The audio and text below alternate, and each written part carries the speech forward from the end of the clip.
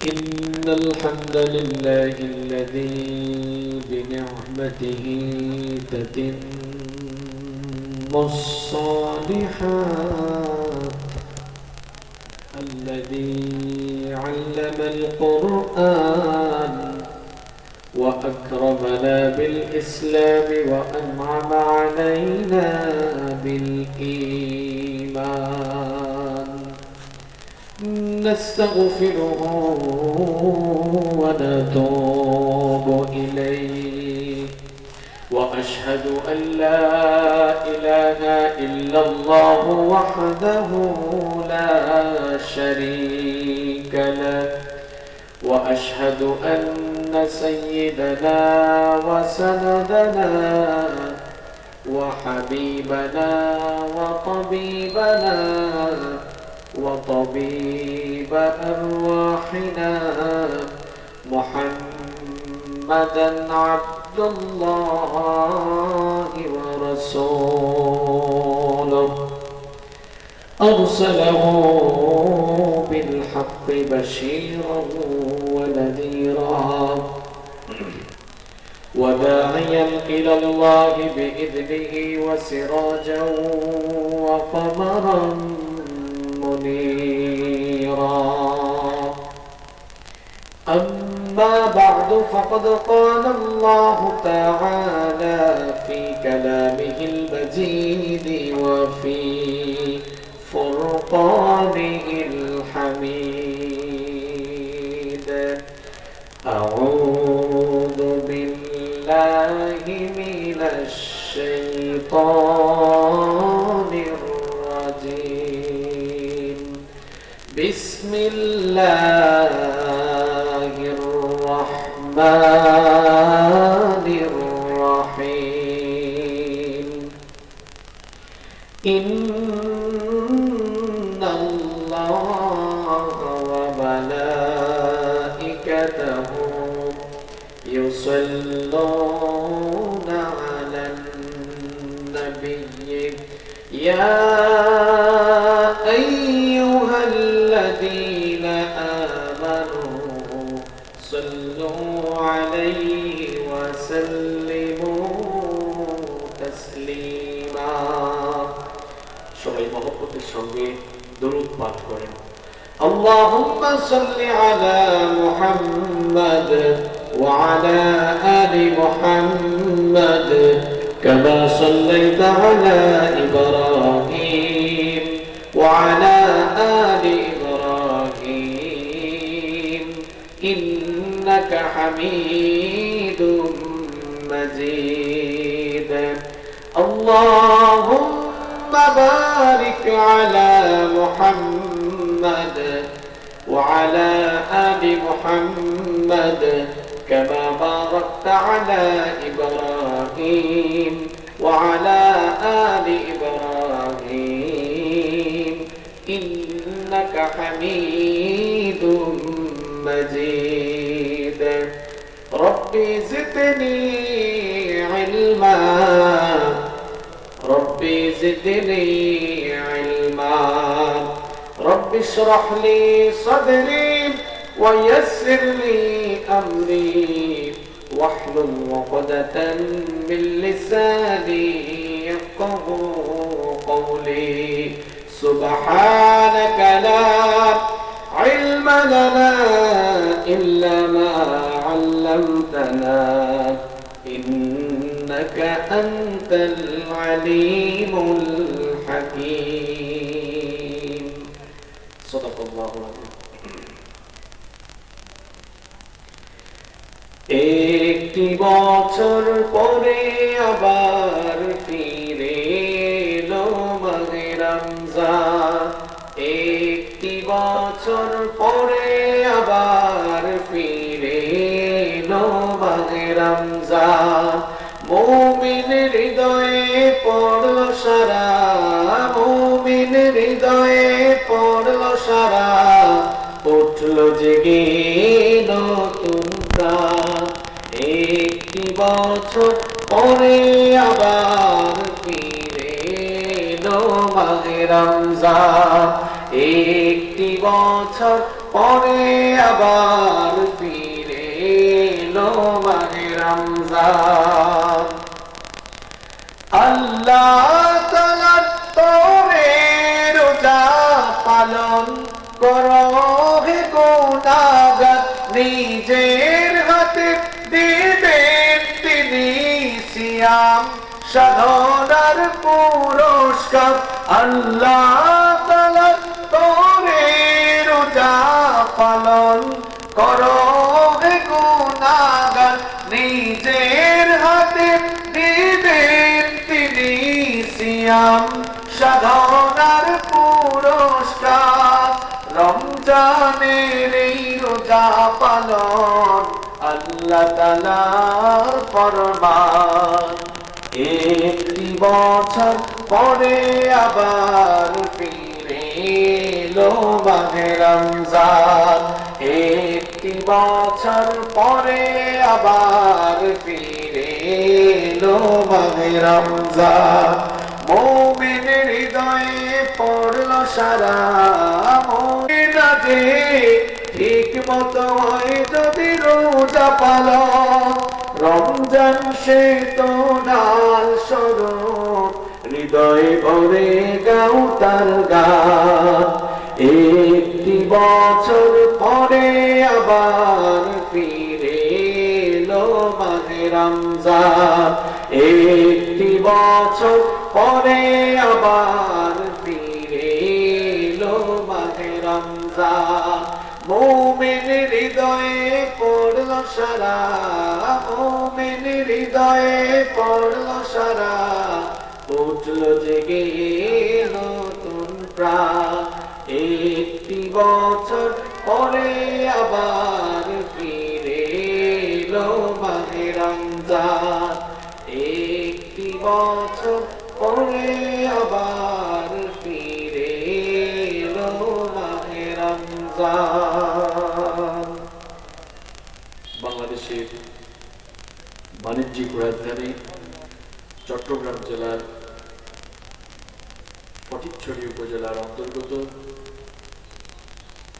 ঐতিহ্যবাহী ইসলামপুর জামে মসজিদের উদ্যোগে আয়োজিত আজকের এই তৃতীয়তম বার্ষিক তাফসীরুল কোরআন মাহফিলের মোহতারাম সভাপতি, বিশিষ্ট সমাজসেবক, বিশিষ্ট রাজনীতিবিদ, বাংলাদেশের বৃহত্তম রাজনৈতিক দল বাংলাদেশ আওয়ামী লীগের ১ নং বাগানবাজার ইউনিয়নের সম্মানিত সভাপতি এবং ইসলামপুর জামে মসজিদের সম্মানিত সভাপতি, আপনাদের সকলের সুপরিচিত এবং সকলের প্রিয় মানুষ জনাব মোহাম্মদ আব্দুল মজিদ মাস্টার, আতালাল্লাহু উমরাহু ওয়া বারাকাল্লাহু ফি হায়াতিহি। আমরা সবাই বলি আমিন। আজকের মাহফিলে আমার আগে কোরআন এবং সুন্নাহ থেকে অত্যন্ত তাত্ত্বিক এবং জ্ঞানগর্ভ আলোচনা পেশ করেছেন বিশিষ্ট আলেমে দ্বীন, বিশিষ্ট ইসলামী চিন্তাবিদ, খাগড়াছড়ি জেলা কারাগার জামে মসজিদের সম্মানিত খতিব হযরত মাওলানা মোহাম্মদ আলমগীর হোসেন হাফিজাহুল্লাহ ওয়া রাআহ। আমরা দোয়া করছি আল্লাহ তাআলা ওনার ইজ্জত সম্মান বাড়িয়ে দিন, ইলম এবং আমলগত যোগ্যতা আরো বৃদ্ধি করে দিন। মাহফিলের সম্মানিত প্রধান অতিথি, বিশিষ্ট সমাজসেবক, বিশিষ্ট রাজনীতিবিদ, ফটিকছড়ি উপজেলা পরিষদের জননন্দিত চেয়ারম্যান জনাব হুসাইন মোহাম্মদ আবু তৈয়ব, স্পেশাল গেস্ট ১ নং বাগানবাজার ইউনিয়ন পরিষদের জননন্দিত চেয়ারম্যান জনাব মোহাম্মদ শাহাদাত হোসেন সাজু, আরও বিশেষ অতিথি হিসাবে রয়েছেন ১ নং বাগানবাজার ইউনিয়ন পরিষদের ৫ নং ওয়ার্ডের সদস্য জনাব মোহাম্মদ সাইফুল ইসলাম। আল্লাহ তাআলা সকলকে কোরআনের জন্য, ইসলামের জন্য কবুল করুন। আমরা সবাই বলি আমিন। মাহফিলে মঞ্চে বসা সম্মানিত শ্রদ্ধেয় উলামায়ে কেরাম, আমার সামনে বসা পিতৃতুল্য সম্মানিত মুরব্বিয়ানে আযম, যুগে যুগে আল্লাহর জমিনে আল্লাহর দ্বীন প্রতিষ্ঠার জন্য যারা সবচাইতে বেশি অগ্রণী ভূমিকা পালন করেছেন, আমার কলিজার টুকরা প্রিয় যুবক এবং তরুণ ভাইয়েরা, স্কুল, কলেজ, ইউনিভার্সিটি এবং বিভিন্ন মাদ্রাসা পড়ুয়া আমার প্রাণ প্রিয় মেধাবী ছাত্র ভাইয়েরা, পর্দার আড়াল থেকে শ্রবণপ্রতা সম্মানিতা মা এবং বোনেরা, উপস্থিত মিডিয়ার প্রিয় কর্মী ভাইয়েরা, প্রাণ প্রিয় বাগানবাজার, ফটিকছড়ি তথা বীর চট্টলাবাসী, অনারা বেগম ক্যানাসন, আলহামদুলিল্লাহ আমিও ভালো আছি। আমাদের সবাইকে সুস্থতার সাথে বাঁচিয়ে রেখে কোরআনের এই বরকতময় মাহফিলে আসার তৌফিক যিনি দিয়েছেন তিনি কে? দেশের ভাইরা মন খারাপ করেছেন আপনারা? আপনাদেরকে দেখাও যাচ্ছে না এই লাইটের কারণে, পেছনে কিছু আমি দেখতে পাচ্ছি না। যদি ভাই একটু সাইড করে ক্যামেরাটা রাখা যায় তাহলে ওনাদেরকে দেখা সুবিধা হবে, অথবা লাইট কি অফ করে দেওয়া যায় না? এদিকেও তো একটা আছে, এখানেও আরেকটা আছে, তাই ওনাদেরকে দেখা যেত। ربنا لك الحمد حمدا كثيرا طيبا مباركا فيه يا ربي لك الحمد لك الشكر كما ينبغي لجلال وجهك وعظيم سلطانك لك الحمد بالإيمان ولك الحمد بالإسلام ولك الحمد بالقرآن। প্রশংসা আদায় করে নিলাম কার? দরুদ এবং সালাম পেশ করছি সর্বকালের, সর্বযুগের সর্বশ্রেষ্ঠ মহামানব, আমাদের প্রাণপ্রিয় নবী, নবিয়ুনা ওয়া সাইয়্যিদুনা ওয়া কুদওয়াতুনা মুহাম্মাদুর রাসূলুল্লাহ সাল্লাল্লাহু আলাইহি ওয়াসাল্লামের প্রতি যাকে আল্লাহ তাআলা রাহমাতাল লিল আলামিন হিসেবে এ ধরার বুকে প্রেরণ করেছেন। আল্লাহুম্মা সাল্লি ওয়া সাল্লিম ওয়া বারিক আলা নাবিয়্যিনা মুহাম্মদ সাল্লাল্লাহু আলাইহি ওয়াসাল্লাম। সম্মানিত ভাইয়েরা, দীর্ঘক্ষণ আপনারা আলোচনা শুনেছেন। আমার মনে হয় সেই বিকেল বেলা থেকে আপনারা আলোচনা শুনে যাচ্ছেন। আলোচনা শুনতে শুনতে এই গভীর রাতে আপনারা এখনো বসে আছেন কেবলমাত্র আল্লাহর কোরআনের টানে। আলহামদুলিল্লাহ। তার মানে বুঝে যাচ্ছে আল্লাহর কোরআন শোনার জন্য আমাদের আগ্রহ অনেক বেশি। আর কোরআনের এই মাহফিলগুলো হচ্ছে দিন চর্চা, জ্ঞান চর্চার একটি অন্যতম প্ল্যাটফর্ম। এখান থেকে দিনই জ্ঞান বিতরণ হয়, আর আপনারা যারা আসেন দিনই জ্ঞান অর্জনের জন্যই আসেন। এই মাহফিলগুলো যেন আমাদের হেদায়েতের প্ল্যাটফর্ম হয়। শুধুমাত্র আসলাম আর শুনে চলে গেলাম এতটুকুর ভেতরেই যেন সীমাবদ্ধ না থাকে, বরং আসা যাওয়ার মাঝখানে যে সময়টা আপনারা আলোচনা শুনছেন সেই সময়গুলো কাজে লাগাতে হবে। প্রত্যেকটি কথা ফুললি কনসেন্ট্রেট হয়ে মনোযোগী হয়ে শোনার চেষ্টা করতে হবে। পারবেন তো ইনশাআল্লাহ? আমরা অনেকেই মাদ্রাসায় পড়তে পারি নাই। আমার স্কুল, কলেজ, বিশ্ববিদ্যালয়ের ভাইরা এরা কোরআন হাদিস চর্চা করার সুযোগ পায়নি। এটা তাদের দোষ নয়, কারণ শিক্ষা ব্যবস্থাটাই এরকম হয়ে আছে। অনেক স্কুল কলেজের ভাইয়েরা আছে তারা কলেজে চলে গিয়েছে, এখনো অজুর ফরজ, গোসলের ফরজ জানে না, বিশুদ্ধ কোরআন তেলাওয়াত জানে না, কিভাবে তায়াম্মুম করতে হয়, কিভাবে অজু করতে হয়, কিভাবে ফরজ গোসল করতে হয় এখনো জানে না। তো আমার সেই সকল ছাত্র ভাইদেরকে, আমার কলিজার টুকরা যুবক এবং তরুণ ভাইদেরকে বলতে চাই, এই মাহফিলগুলো জ্ঞান আহরণের জায়গা। এই জায়গাগুলো থেকে জ্ঞান আহরণ করার এই সুযোগ মিস করলে চলবে না। দ্বীনি জ্ঞান বা ইসলামের বেসিক জ্ঞান আমাদের অনেকের ভেতরে নেই। আমরা অনেকে অনেক উচ্চ শিক্ষিত হয়েছে, এখন চাকরি করছি, ব্যবসা করছি। আমরা অনেকেই পড়াশোনা শেষ করে ফেলেছি, পড়াশোনা শেষ করে অনেক কিছু আমরা জেনেছি। যদি বলি কোরআনে 114টা সূরা আছে, আপনি কয়েকটা সূরার নাম বলেন, কয়েকটা বলতে পারবে, এরপরে আর বলতে পারবে না। নবী করিম সাল্লাল্লাহু আলাইহি ওয়াসাল্লামের জীবনী জানে না, সাহাবীদের জীবনী জানে না। এই যে ইসলামের দ্বীনে জ্ঞান সম্পর্কে এত দৈন্যতা, এত জেহালত, এই জেহালতের কারণেই মুসলমান জাতি গোটা পৃথিবীতে আজ অধপতনের পতন তলদেশে নিপতিত হয়েছে। এটি আমাদের জ্ঞানগত দৈন্যতা, আমাদের জেহালতের কারণেই এমন পরিণতি হয়েছে। আমরা আমাদের স্বর্ণালী অতীত ইতিহাস হারিয়ে ফেলেছি। আমাদের পূর্বপুরুষরা গোটা পৃথিবীকে নেতৃত্ব দিয়েছে, তাদের উত্তরসূরি হয়ে আজ আমরা গোটা পৃথিবীতে অধপতিত। এর কারণ কি? এর কারণ হলো জ্ঞান, বিজ্ঞান, গবেষণা, শিক্ষা, সাহিত্য, সংস্কৃতি, সব জায়গায় আমরা পিছিয়ে আছি।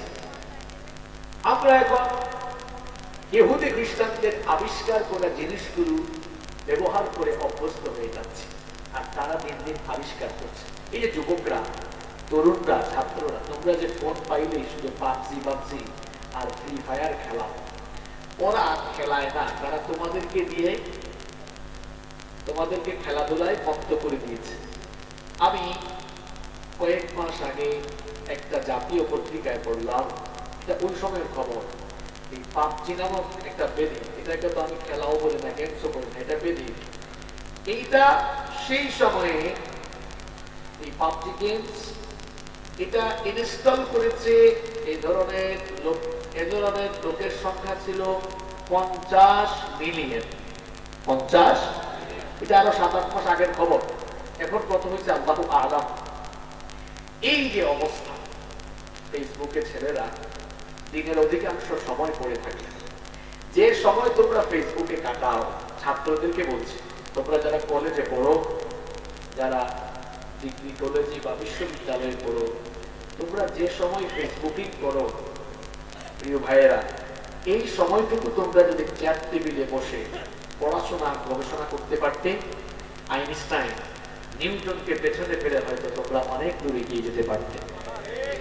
কারণ এই দেশের ছেলেদের অনেক মেধাবী এরা। এই মেধাগুলোকে বিকশিত করতে হবে, আর মেধা বিকশিত করার জন্য পড়াশোনা এবং গবেষণার কোনো বিকল্প নেই। এভাবে তোমাদের সময় নষ্ট হচ্ছে, সারাদিন সারা রাত ফেসবুক স্ক্রলিং করছো। কি পেয়েছো এত? এখানের ভিতরে কি পেয়েছো? তথ্য প্রযুক্তির অপব্যবহার করে তুমি তোমাকে ধ্বংসের দিকে ধাবিত করছো।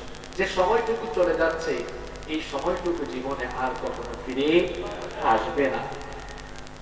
ওই যে ইমাম হাসান আল বসরি রাহিমাহুল্লাহ, তিনি খুব সুন্দর একটা কথা বলেছেন, ইয়া ইবনা আদম, হে আদম সন্তান, ইন্নামা আনতা আইয়াম, তুমি তো কয়েকটা দিন ছাড়া আর কিছুই না। তোমার জীবন কয়েকটা গণনা করা দিন ছাড়া আর কিছুই না। ইদা যাহাবা ইয়াউমিন যাহাবা বা'দুক, যখনই তোমার জীবন থেকে কিছু অংশ চলে যায়, একটা দিন যখন চলে যায়, তখনই তোমার জীবন থেকে কিছু অংশ ক্ষয় হয়ে যায়। আরেক আরব কবি আরো সুন্দর করে বলেছেন, হায়াতুকা আনফাসুন তুআদ্দু ফাকুল্লামা মাদা ফাকুল্লামা মাদা নাফাসুন মিনহা ইনতাকাসসা লাহু জুজআ। এর বাংলা অর্থ হলো, হে মানুষ, তোমার জীবন তো গণনা করা কয়েকটা নিঃশ্বাসের নাম ছাড়া আর কিছুই না। যখনই তুমি একটি নিঃশ্বাস ছেড়ে দাও, তখনই তো তোমার জীবন থেকে কিছু অংশ কমে যায়। মানুষের হায়াত বাড়ে না কমে? আরেকটু জোরে বলতে হবে, হায়াত বাড়ে না কমে? আমার যুবক ভাইয়েরা, আমার তরুণ ভাইয়েরা, ছাত্র ভাইয়েরা, প্লিজ সময়গুলোকে নষ্ট করো না। আর সময় নষ্ট করা যাবে না। এই সময়গুলো, what is life? What do you mean by life? জীবন বলতে তুমি কি বুঝো? What is life? সময়ের সমষ্টির নাম হলো জীবন। সময়ের সমষ্টির নাম হলো জীবন। এটি এরকম কাঁটাওয়ালা ঘড়ি আমাদের ঘরে আছে না? ঠিক ঠিক করে সেকেন্ডের কাঁটা ঘুরে, এই সেকেন্ডের কাঁটা ঘোরার সাথে সাথে মিনিটের কাঁটা ঘুরে যায়, আর মিনিটের কাঁটা ঘোরার সাথে সাথে ঘন্টার কাঁটাটাও ঘুরে যায়। এভাবে ঠিক ঠিক করে সময় ঘড়ির কাঁটা বাঁচতেছে। বাঁচতে বাঁচতে আমার আপনার জীবন থেকে এই গুরুত্বপূর্ণ সময় চলে যাচ্ছে। মৃত্যু পেছন থেকে তারা করছে, আর কবরের দিকে আমরা সামনের দিকে ধাবমান হয়ে যাচ্ছে। এই সময়গুলোকে নষ্ট করে যাবে না, এই সময়গুলোকে কাজে লাগাতে হবে। আল্লাহ আমাদেরকে সময় কাজে লাগাবার তৌফিক দান করুন। এই যে আপনারা এখানে আসলেন, আমি অল্প কয়েক মিনিট কথা বলবো, এই সময়গুলোকে কাজে লাগাতে হবে। এমনও হতে পারে আজকের এই মাহফিল, আজকের এই আলোচনার সময় আপনার লাইফে টার্নিং পয়েন্ট হয়ে যেতে পারে। কে কখন হেদায়েত পায় সেটা বলা যাবে না। হেদায়েতের মালিক আমরা নই, হেদায়েতের মালিক তিনি। তিনি কে? আল্লাহ। তিনি যাকে চান তাকে হেদায়াত দেন, যাকে চান না তাকে হেদায়াত দেন না। এই যে আমরা কথাগুলো বলছি, আসলে সুবহানাকা লা ইলমা লানা ইল্লা মা আল্লামতানা, আমাদের কোনো জ্ঞান নেই। আমাদেরকে যতটা বলার যোগ্যতা যিনি দিয়েছেন, যিনি বলাচ্ছেন তিনি কে? আল্লাহ। তিনি বলাচ্ছেন, তিনিই বলাচ্ছেন, তিনি হয়তো কোরআনের কথাগুলো দিয়ে আমাদেরকে হেদায়েত দিয়ে দিতে পারেন। আমার কথায় আপনার হেদায়েত হবে না, বরং আল্লাহ তাআলা তার কথাগুলো হয়তো জাস্ট আমাদের জবান দিয়ে বের করছেন। আল্লাহর কথা দিয়ে আল্লাহই আপনাকে হেদায়েত দিতে পারবেন ইনশাআল্লাহ। হেদায়েতের মন মানসিকতা নিয়ে কিছুক্ষণ আপনারা ধৈর্য ধরে কথা শুনতে পারবেন তো ইনশাআল্লাহ। আল্লাহ তাআলা আমাদের সবাইকে তৌফিক দান করেন। কেউ উঠাউঠি করবেন না, পারস্পরিক কথা বলবেন না। আল্লাহ তাআলা আমলের নিয়তে আমাদেরকে প্রত্যেকটি কথা শোনার তৌফিক দান করেন। সম্মানিত ভাইয়েরা, এই পৃথিবীতে আমাদেরকে সুন্দর করে বানিয়ে যিনি দুনিয়াতে পাঠালেন তিনি কে? আল্লাহ। আস্তে বলবেন না, মহব্বতের সাথে বলেন তিনি কে? আল্লাহ। আল্লাহ তাআলা পৃথিবীতে আমাদেরকে এমনি এমনি পাঠিয়েছেন না, আমাদেরকে এই পৃথিবীতে পাঠানোর পেছনে আল্লাহ তাআলার একটি সুনির্দিষ্ট লক্ষ্য এবং উদ্দেশ্য আছে। কি কারণে রব্বুল আলামিন আমাকে আপনাকে দুনিয়াতে পাঠালেন? কেন আমাদেরকে সৃষ্টি করে দুনিয়ায় পাঠানো হলো? কোরআনুল কারীমের 51 নম্বর সূরা সূরাতুজ যারিয়াতের 56 নম্বর আয়াতে রব্বুল আলামিন সেই কথা আমাদেরকে জানিয়ে দিলেন, ওয়া মা খালাকাতুল জিন্না ওয়াল ইনসা ইল্লা লিয়াবুদুন। I did not create the jinn kind and mankind except my worship. আল্লাহ তাআলা বলছেন, আমি পৃথিবীতে জিন জাতি এবং মানব জাতিকে আমার গোলামি ছাড়া, আমার দাসত্ব ছাড়া অন্য কিছুর জন্য সৃষ্টি করি নাই। সবাই একটু আওয়াজ করে বলেন তো, আমাদেরকে সৃষ্টি করা হয়েছে কার গোলামের জন্য? তাহলে মানুষকে পৃথিবীতে পাঠানো হয়েছে মানুষ কেবলমাত্র একজনের গোলামি করবে, তিনি কে? আল্লাহ। তাহলে মানুষ আল্লাহর গোলামি করবে, আল্লাহর ইবাদত করবে, আল্লাহর দেওয়া বিধি বিধান মেনে চলবে। এটা মানুষের উপরে আল্লাহর হক। আমি কথাটা আবারও রিপিট করছি, মানুষকে আল্লাহ তাআলা পৃথিবীতে পাঠিয়েছেন যেন মানুষ আল্লাহর ইবাদত করে। এটি হচ্ছে মানুষের উপরে কার হক? আল্লাহ। যেটাকে আমরা শর্ট করে বলি হাক্কুল্লাহ, আল্লাহর হক। হক হচ্ছে দুই প্রকার। আমার কথা আপনাদের কানে পৌঁছালে একটু আন্তরিকতার সাথে জবাব দিয়ে বলেন, হক কয় প্রকার? আর একটু জোরে বলেন, দুই প্রকার। আপনাদেরকে দিয়ে বলাচ্ছি কেন? আসলে এই জায়গাটা হচ্ছে নলেজ শেয়ার এবং নলেজ আর্ন করার জায়গা, জ্ঞান বিতরণ আর জ্ঞান অর্জনের জায়গা। এই যে ছাত্র ভাইয়েরা যারা আছে এখানে, একটা ক্লাসে যখন একজন টিচার লেকচার দেন, তখন টিচার স্টুডেন্ট উভয়ের শেয়ারিং থাকলে ক্লাস প্রাণবন্ত হয় না ক্লাস আরো দুর্বল হয়? প্রাণবন্ত হয়। তাহলে আমরা আজকের এই আলোচনার টাইমটাকে একটু প্রাণবন্ত করে তোলার জন্য সবাই একটু কথা বলতে পারবো না ইনশাআল্লাহ? ইনশাআল্লাহ। তাহলে আমি বলেছি হক কয় প্রকার? দুই প্রকার। হক ইটস অ্যান অ্যারাবিক ওয়ার্ড, এটা আরবি শব্দ, এটি ব্যাপক অর্থবোধক একটি শব্দ। এর একটি অর্থ হচ্ছে অধিকার। এই হক হচ্ছে দুই প্রকার। এক নাম্বার হচ্ছে হাক্কুল্লাহ, সবাই বলেন আচ্ছা। আরবিতে বলতে না পারলে জেনারেল ভাইরা বাংলায় বলেন হাক্কুল্লাহ, মানে আল্লাহর হক। কার হক? আল্লাহ। দুই নাম্বার হচ্ছে হাক্কুল ইবাদ, বান্দার হক। অনেকের আরবি বলতে ঝামেলা হতে পারে, কষ্ট হতে পারে। আমরা বাংলায় বলি যেহেতু এখানে আম জনতা, তাইলে আম ভাষাটাই ব্যবহার করি। হক তাইলে কয় প্রকার? একটা হচ্ছে আল্লাহর হক, আরেকটা এবার আপনাদের সবাইকে বলতে হবে। আজকের মাহফিলের আলোচনা এখানেই মুখস্থ করে দেওয়া লাগবে। হক কয় প্রকার? দুই প্রকার। এক নাম্বার, এই চট্টলার মাটি তো ইসলামের ঘাঁটি, চট্টলার মানুষ তো বিপ্লবী মানুষ, আর জেনে আমাদের সাগরে ডুবে আছেন আপনারা। এখানে মাহফিলে দিনে আসা উচিত ছিল, এত নিয়ামত দেখলাম, আমের বাগান, লিচুর বাগান, আনারসের বাগান, এত নিয়ামত আল্লাহ দিয়েছেন আপনাদেরকে, শাকসবজি, মা, এদিকে আবার ফেনী নদীও আছে আমি শুনলাম। এত নিয়ামতের ভেতরে থেকে আল্লাহর দেওয়া নিয়ামত গুলো খাচ্ছেন, এজন্য সবার শরীরও তরতাজা, চেহারাগুলো তো অনেক সুন্দর সুন্দর। এখানে যুবকদের চেহারা খুব সুন্দর, মাশাআল্লাহ, আলহামদুলিল্লাহ বলেন। এত তাজা তাজা জিনিস খাইলে আওয়াজ তাজা হইলে ভালো হয় না মরা হইলে ভালো হয়? হ্যাঁ, তাজা তাজা আওয়াজ হবে তো? তাইলে বলেন, আমি আঙ্গুল তুলবো, আপনারা বলবেন। এক নাম্বার,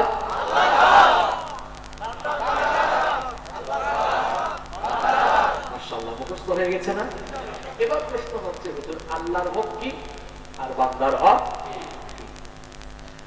আল্লাহর হক হচ্ছে আপনি আল্লাহ তাআলার ইবাদত করবেন, কারণ তিনি আপনার সৃষ্টিকর্তা, তিনি আপনার লালনকারী, তিনি আপনার পালনকারী, তিনি আপনার রিজিক দানকারী। এক কথায় তিনি আপনার সব, তিনি আপনার মালিক, আপনি তার গোলাম, আপনি তার গোলামি করবেন। এটা হচ্ছে আপনার উপরে আল্লাহ হক।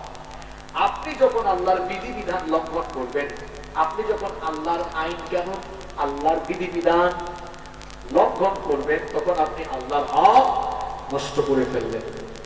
যেমন নামাজ আদায় করতে হবে, এটা কার হক?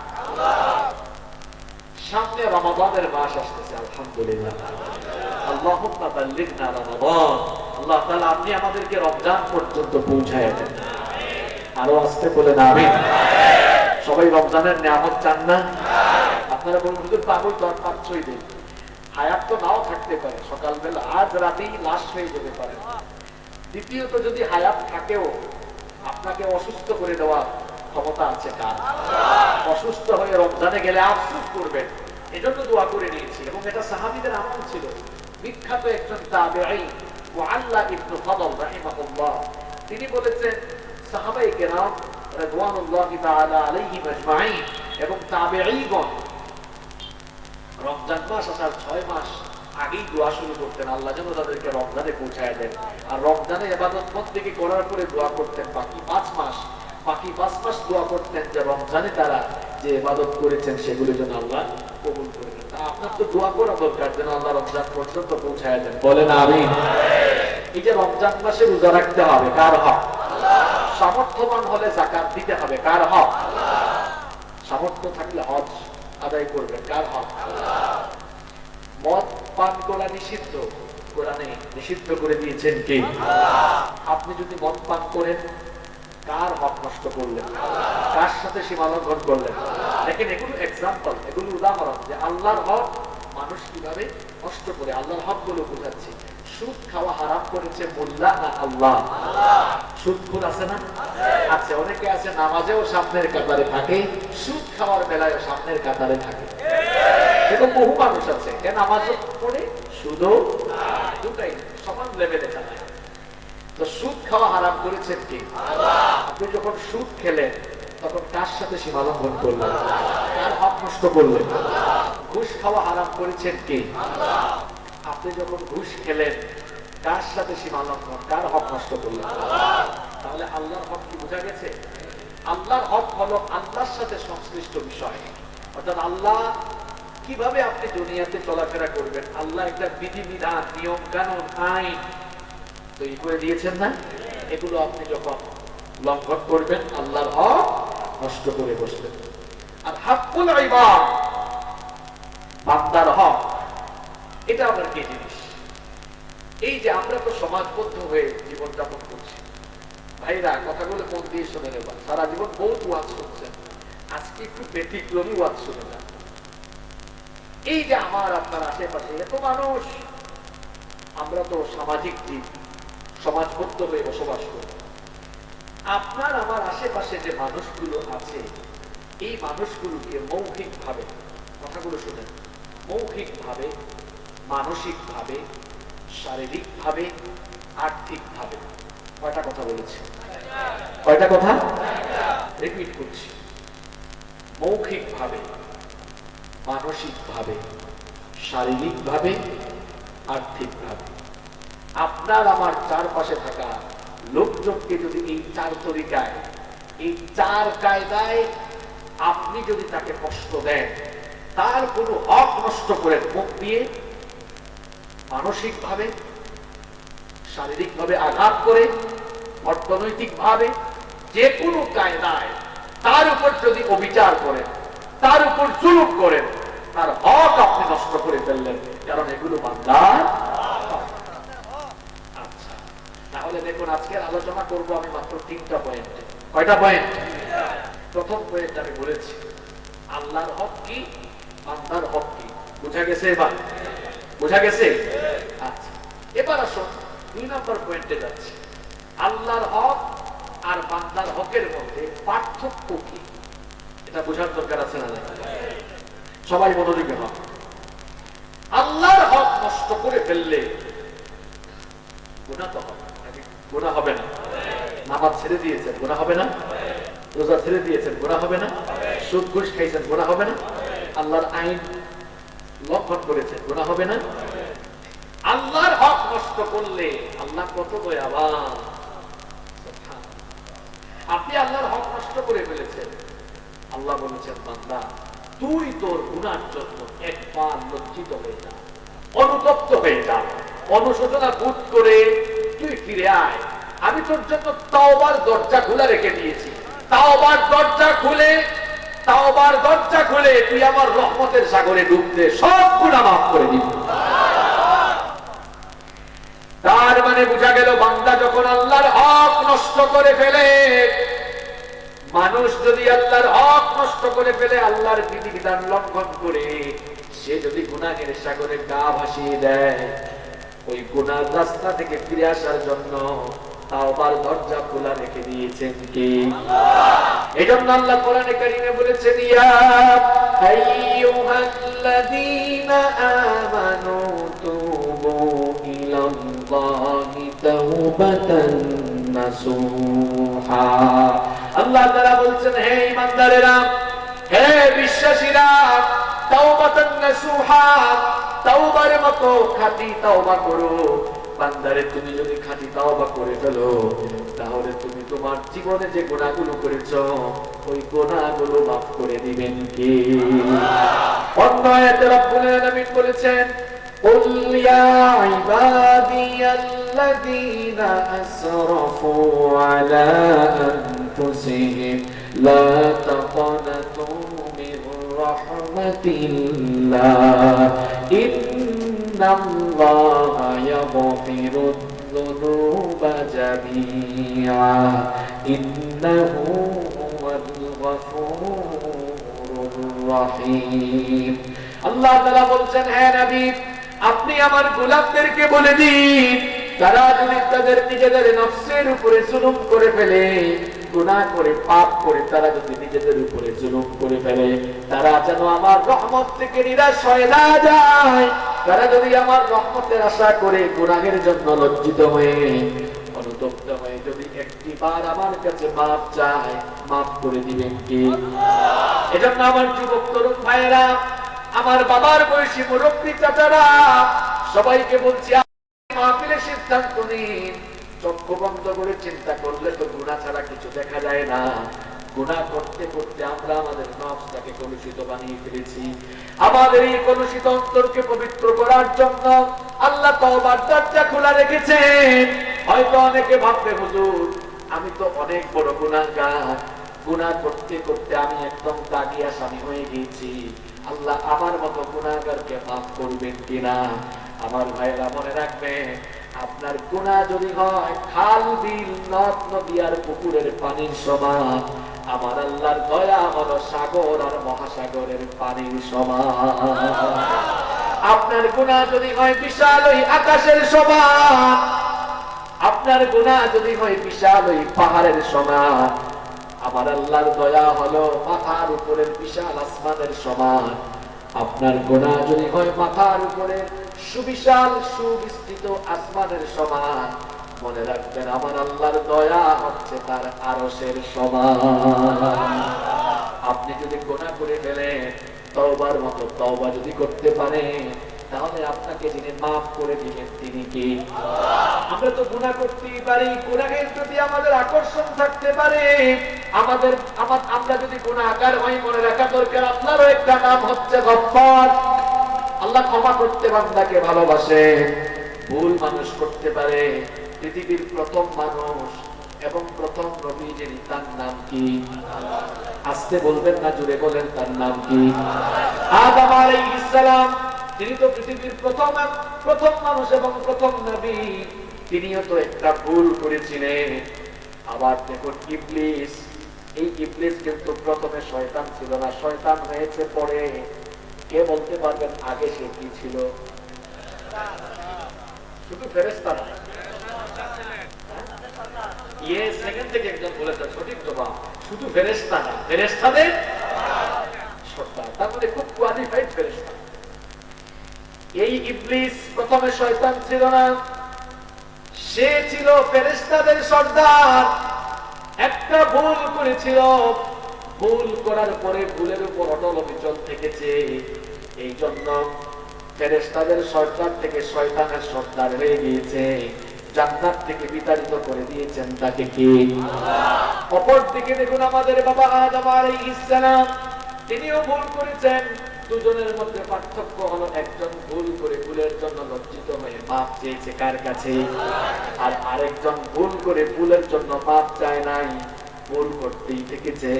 এই জন্য সে মালউন হয়েছে, মালউন হয়েছে। খুব ভালো করে লক্ষ্য করুন, রব্বুল আলামিন আমাদের বাবা সাইয়েদনা আদম আলাইহিস সালামকে তার নিজের কুদরতি হাতে বানালেন। এরপরে রব্বুল আলামিন সাইয়েদনা আদম আলাইহিস সালামকে ফেরেশতাদের সামনে এনে ফেরেশতাদেরকে অর্ডার করলেন, আমার ফেরেশতারা তোমরা সবাই আমার বানানো আদমকে সিজদা দাও। ইবলিস ছাড়া সকল ফেরেশতারাই আমাদের বাবা আদম আলাইহিস সালামকে সিজদা দিয়েছিল, ইবলিস সিজদা দিল না। আল্লাহ তাআলা ইবলিসকে জিজ্ঞেস করলেন, কি ব্যাপার ইবলিস, সবাই তো আমার আদেশ মেনে সিজদা দিল, তুই কেন সিজদা দিলি না? ইবলিস তখন বলেছিল, খালাকতানি মিন নার ওয়া খালাকতাহু মিন তিন। রব, তুমি আমাকে আগুন থেকে সৃষ্টি করেছো আর আদমকে তুমি মাটি থেকে সৃষ্টি করেছো। আনা খায়রুম মিন, আমি তার চাইতে শ্রেষ্ঠ, সুতরাং আমি কেন তাকে সাজদা দিব? আল্লাহর আদেশ অমান্য করার কারণে অহংকারী সেই ইবলিসকে আল্লাহ তাআলা জান্নাত থেকে বের করে দিলেন। যখন সে জান্নাত থেকে বের হয়ে যাচ্ছিল, তখন সে আল্লাহর কাছে একটা আবেদন করলো। সে বলল, গো আল্লাহ, তোমার কাছে আমার একটা চাওয়া আছে। আল্লাহ তাআলা বললেন, কি চাইবি, কি বলবি বল। ইবলিস তখন বলল, ইবলিসের কথাগুলো আল্লাহ সূরা আরাফের ভেতরে ঢুকিয়ে দিয়েছেন। ইবলিস তখন বলেছিল, ক্বালা আনজিরনি ইলা ইয়াউমি ইউবাতুন।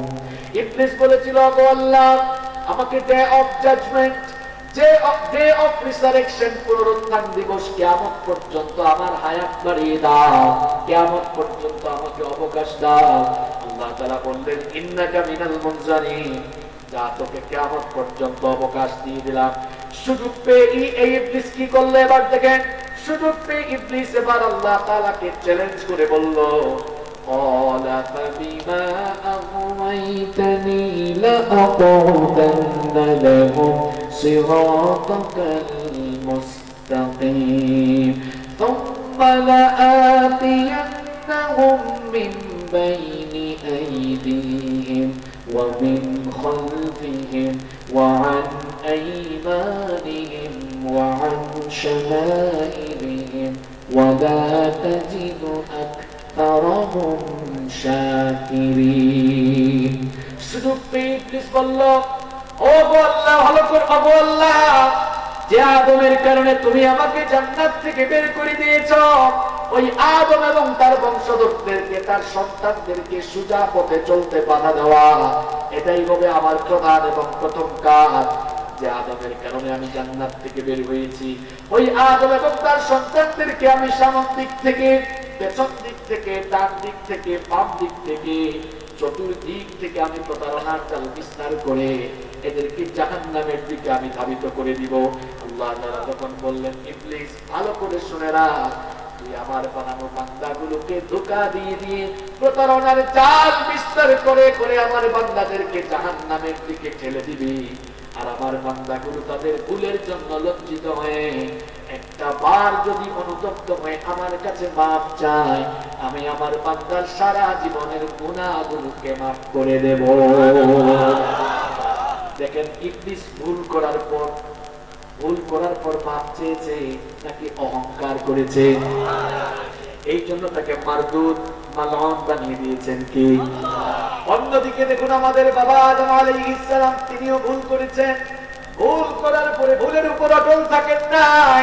রব্বুল আলামিন আমাদের বাবা আদম আলাইহিস সালামকে তার নিজের হাতে বানালেন। এরপরে আল্লাহ তাআলা তার থেকে আমাদের মা সাইয়্যিদাতুনা হাওয়া আলাইহাস সালামকে বানালেন।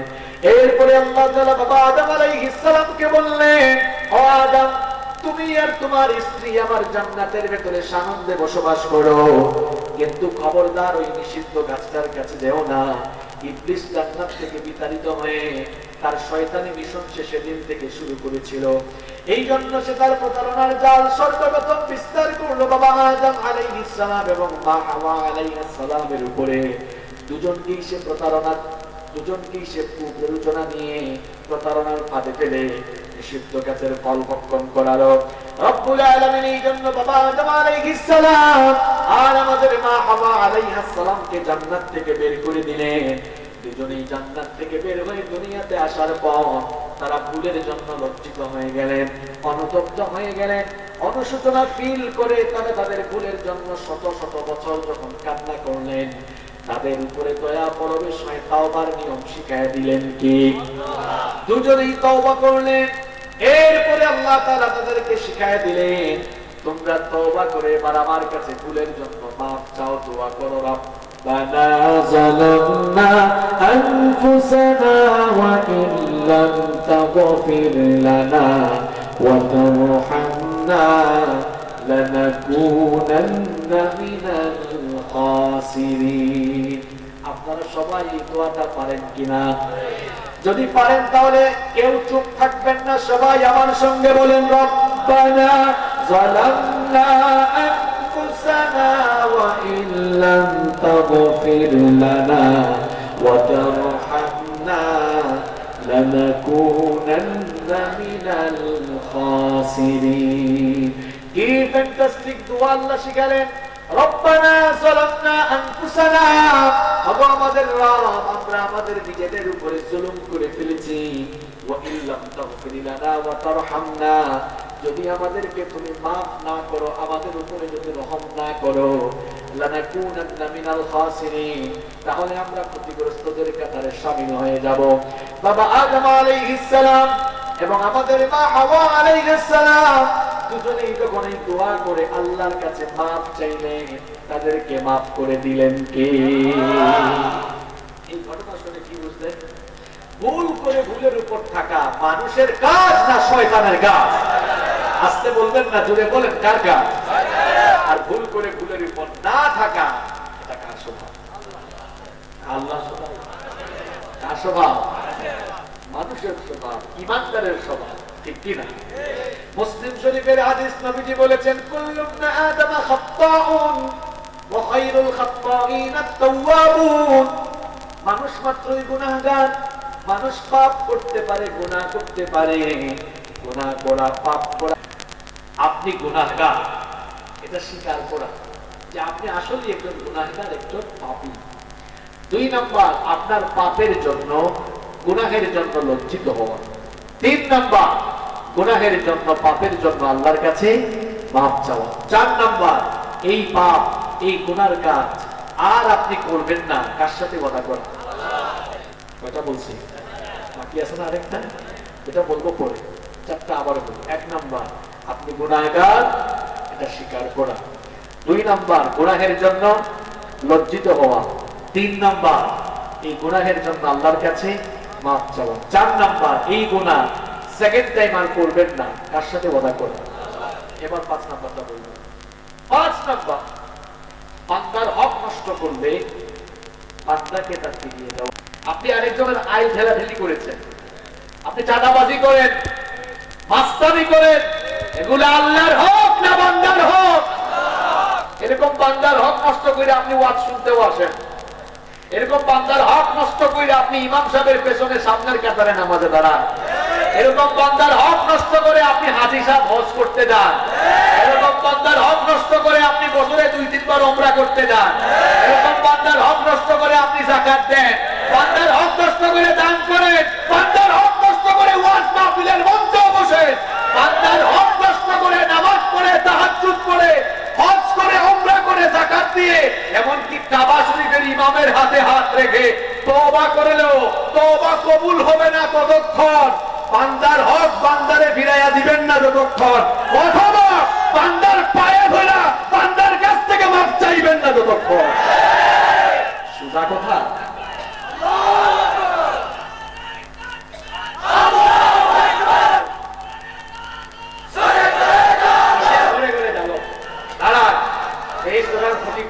মনে হয় হয়তো আপনাদের এলাকায় এখনো আমি পরিচিত করিয়ে দেই নাই। আমি স্লোগান শুরু করেছি, এই স্লোগানকে আমি রেসপেক্ট করি, সম্মান করি। আপনারা যেটা বলেছেন এটা অথেন্টিক, সুন্দর, আমি এর বিরোধিতা করছি না। যুগের পর যুগ আমরা এভাবে দিচ্ছি, আল কোরআনের আলো ঘরে ঘরে জালো, কেউ কেউ সংসদে জালো, ঠিক আছে, এই স্লোগানগুলোকে আমি রেসপেক্ট করছি, সম্মান করছি। কিন্তু ভাই, আপনি যে আল কোরআনের আলো ঘরে ঘরে আর সংসদে জ্বালবেন, বাস্তবতা কি দেখেন তো? এই দেশে 90% মানুষ মুসলমান, এর মধ্যে 80 থেকে 82% মুসলমান এখনো শুদ্ধ করে কোরআন খুলে পড়তে পারে না। এই মানুষ যদি আপনি ঘরে ঘরে সমাজে আর সংসদে জ্বালাবেন কেন? হ্যাঁ, আমরা সবাই জ্বালাতে চাই কি চাই না? চাই, তবে সিস্টেমিক ওয়েতে স্লোগান দেওয়া দরকার। আমাদের সবাইকে আবেগ বাদ দিয়ে বিবেককে ব্যবহার করে স্লোগান দেওয়া দরকার। এজন্য আমি বলি স্লোগানটা এমন হওয়া দরকার ছিল, আল কোরআনের আলো হৃদয়ে হৃদয়ে জ্বালো। আগে প্রত্যেকটি মানুষের হৃদয়ে কোরআনের আলো জ্বালা দরকার। প্রত্যেকটি মানুষের হৃদয়ে যদি কোরআনের আলো জ্বলে, আলোকিত হৃদয়ের এই মানুষগুলোকে দিয়ে ঘরে কোরআনের আলো জ্বলবে, পরিবারে জ্বলবে, সমাজে জ্বলবে, সংসদে জ্বলবে। একটা সময় পর্যায়ক্রমিক ভাবে চলে আসবে যখন এই পৃথিবীর প্রতি ইঞ্চি জমির উপরে কোরআনের পতাকা উঠবে। এজন্য আপনাকে সিস্টেমিক ওয়েতে আগাতে হবে। যারা ফেসবুকে আমার পেজ ফলো করেন, মাঝে মাঝে আমরা আমাদের অফিসিয়াল পেজ থেকে পোস্ট করি, অনেকে দেখছেন হয়তো, আল কোরআনের আলো ঘরে ঘরে এই হৃদয়ে হৃদয়ে জালো। এখন এই বাগান বাজার থেকে এই স্লোগানটা শুরু করে ফটিকছড়ির কোনায় কানায় সব দিকে ছড়ায় দেওয়া যাবে না ইনশাআল্লাহ? আমার স্লোগানের সাথে আপনারা একমত তো? একটু আনকমন আর কি, তবে আস্তে আস্তে কমন হবে। তাল না মিললেও বলতে বলতে রিহার্সাল করতে করতে তালে তালে তাল মিলে যাবে ইনশাআল্লাহ। তবে একটু ট্রেনিং করে আজকে ছাইরা দিই আপনাদেরকে, কারণ এরকম রিহার্সাল না করে আর ছাড়া তো উচিত না। আমি বলবো আল কোরআনের আলো, আপনারা জুড়ে জুড়ে আওয়াজ করে বলবেন হৃদয়ে হৃদয়ে। বলতে পারবেন না? দেখি তো কেমন পারেন। আল কোরআনের আলো তাল কি মিলছে মোটামুটি? হ্যাঁ, আস্তে আস্তে মিলবে।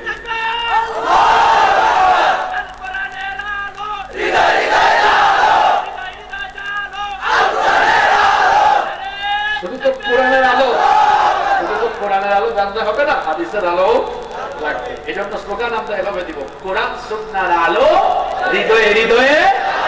দেখি, কোরআন সুন্নাহর আলো, কোরআন সুন্নাহর আলো, কোরআন সুন্নাহর আলো যদি আমাদের হৃদয়ে জ্বলে উঠে, দেখবেন আমাদের সমাজটা পাপ মুক্ত হয়ে যাবে ইনশাআল্লাহ। আর ফেসবুক যারা ব্যবহার করেন, আজকে একটা কাজ দেই, এই ফেসবুকটা একটা সময় ছবি আপলোড, রং তামাশা, হাসি ঠাট্টা মশকরার জায়গা ছিল। আলহামদুলিল্লাহ এখনকার যুবক তরুণ ছাত্ররা এই ফেসবুককে কুরআন হাদিসের আর ইসলামের বাণী দিয়ে ভরে দেওয়ার চেষ্টা করছে। আলহামদুলিল্লাহ।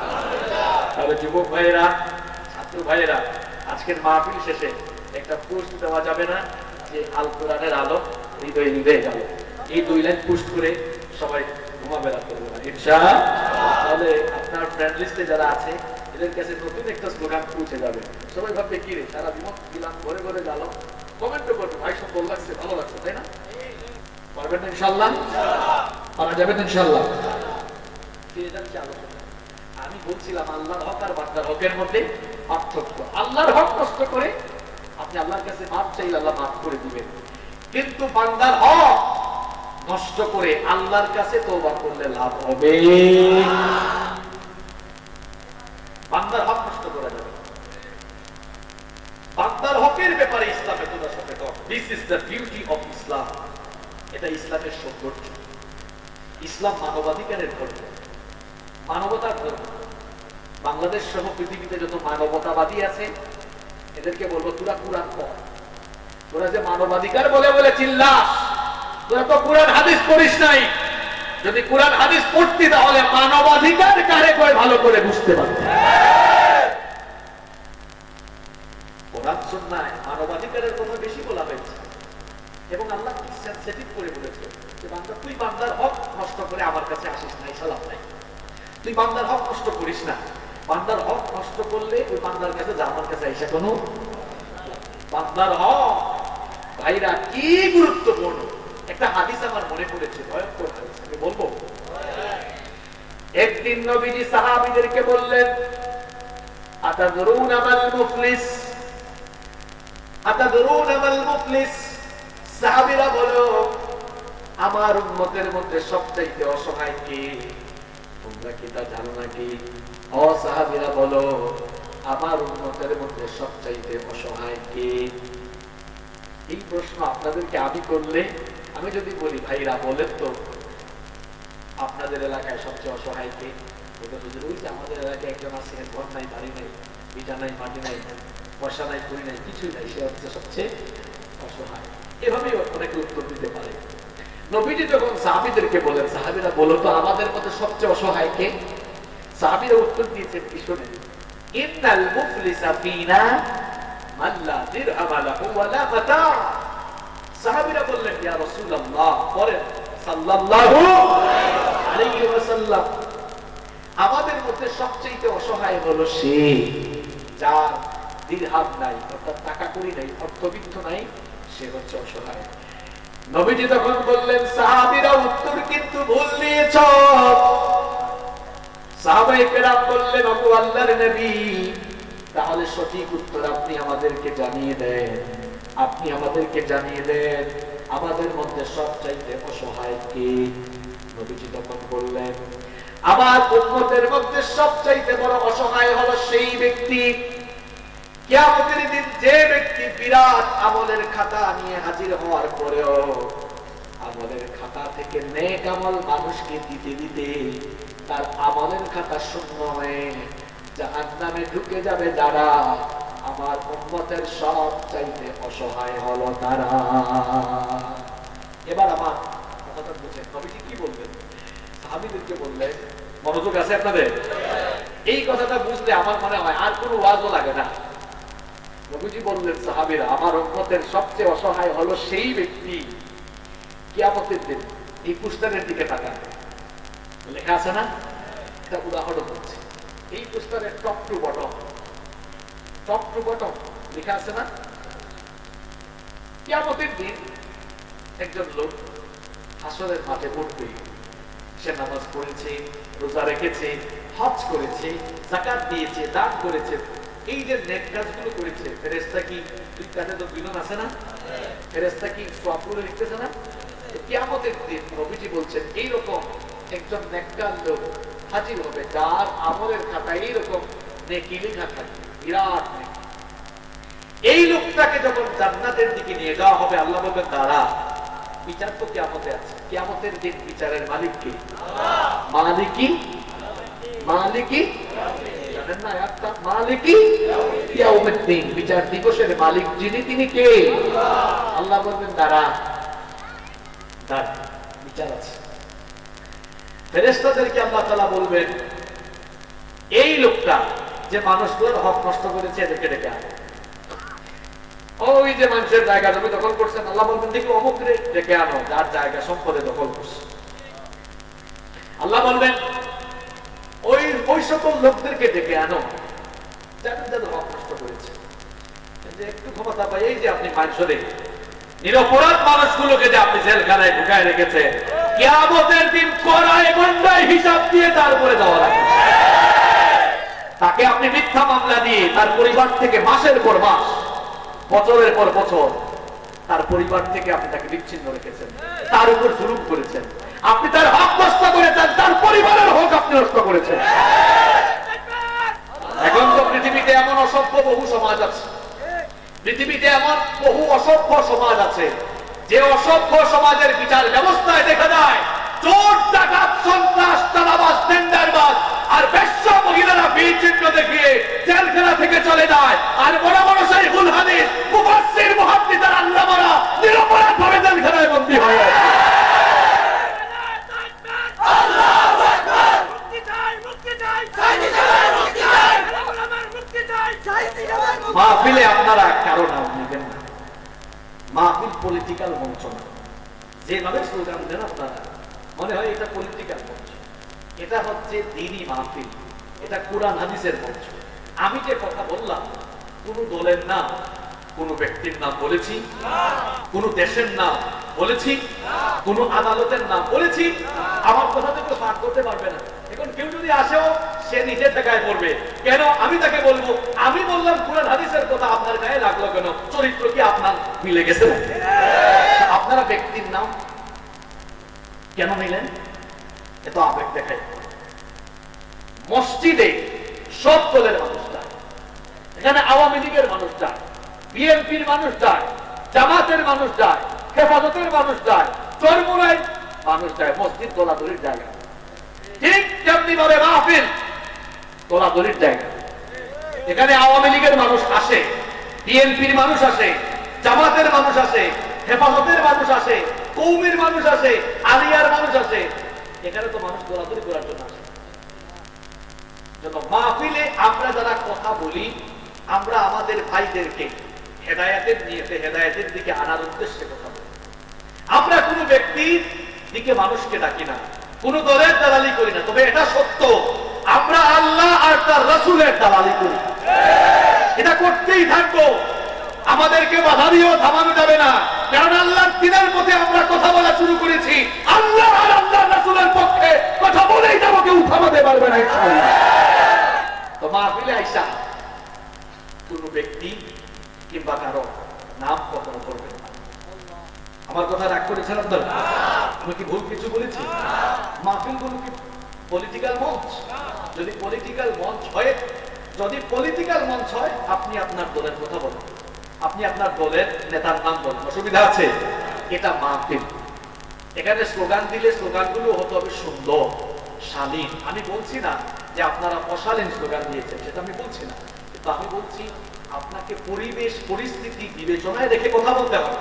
পরিবেশ পরিস্থিতি বিবেচনা রেখে আপনাকে স্লোগান দিতে হবে। যে ভাইরা এত কষ্ট করে, আমাদের দেশে অনেক হুজুর আছে এমন মাহফিলে আইসে 1 ঘন্টায় বক্তব্য দিয়ে জিহাদ করা মনে হয় না, আরে বাপরে বাপ, 1 ঘন্টায় ইসলাম কায়েম করে দেবে। এরপরে দেখা যায় যে ছেলেগুলো মাহফিলের আয়োজন করেছে, সবগুলোর নামে মামলা। হুজুর আপনি যে ওয়াজ করে চলে গেলেন, এই ছেলেগুলো তো আপনি আসামি বানাই ফেললেন। কথা বললে সাবধানতার সাথে কথা বলবেন। ঠিক সেই কমিটিতে, মাহফিল কমিটিতে যারা থাকবেন, উদ্দেশ্য যেন হেদায়েতের উদ্দেশ্যে কোনো ওয়াজ মাহফিলের আয়োজন। দেখুন কি সুন্দর করে আলোচনা চলছে। আল্লাহর হক, আল্লাহর হক। কোন দলের নাম, ব্যক্তির নাম এসেছে? কোরআন সুন্নাহর কথা হচ্ছে, আমরা সবাই কোরআন সুন্নাহর ভেতরে লাইনে থাকবো। গাড়ি চালানোর সময় লাইন চ্যুত হয়ে গেলে অ্যাক্সিডেন্ট, লাইন চ্যুত হবে না। আল্লাহ তাআলা আমাদের সব ভাইকে সঠিক বুঝ দান করেন, আমাদের সবাইকে আল্লাহ হেদায়েতের উপরে অটল অবিচল রাখেন। তাহলে বলছিলাম, ভুলে গেছিলাম, মনে আছে? ওই বুখারী শরীফের হাদিস পড়েছিলাম, আল্লাহ বলবেন এটা আটকা, ওই লোকগুলাকে ডেকে আনো, সে যাদের হক নষ্ট করেছে। আচ্ছা বলেন তো ভাইয়েরা, বুঝে শুনে জবাব দেন আপনারা।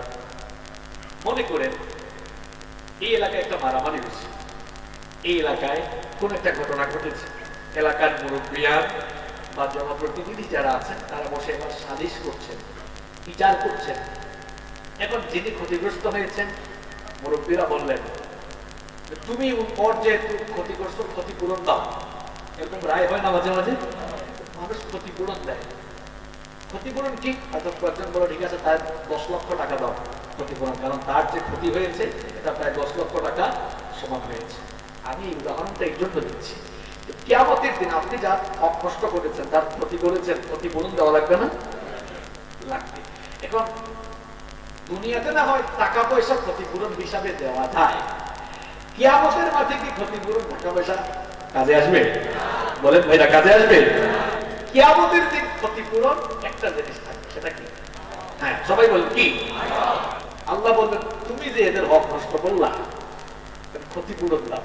এবার আল্লাহ এদেরকে বলবেন আচ্ছা তোমরা ক্ষতিপূরণ হিসেবে কি চাও? এরা বলবে আল্লাহ আজকে তো হাসরের মাঠ, বিচারের মাঠ, এখানে আমলের পাল্লা কার ভারী সেই লোক সফল হবে। সুতরাং আমার তো ক্ষতিপূরণ হিসাবে আজ আমল চাই। এর হাতে থাকা আমলের খাতায় দেখা যাচ্ছে আমল আছে, আল্লাহ এ যে আমার ক্ষতিটা করেছে এই জন্য মাপ তো প্রশ্নই উঠে। সে বলবে আল্লাহ তার আমলের খাতা দেখে ওই ক্ষতিপূরণের বা আমার যে হক নষ্ট করেছে তার বদলা হিসাবে আমার নেকি দেন। আল্লাহ বলবেন ফেরেশতারা নেকি ভাগ করতে থাকো।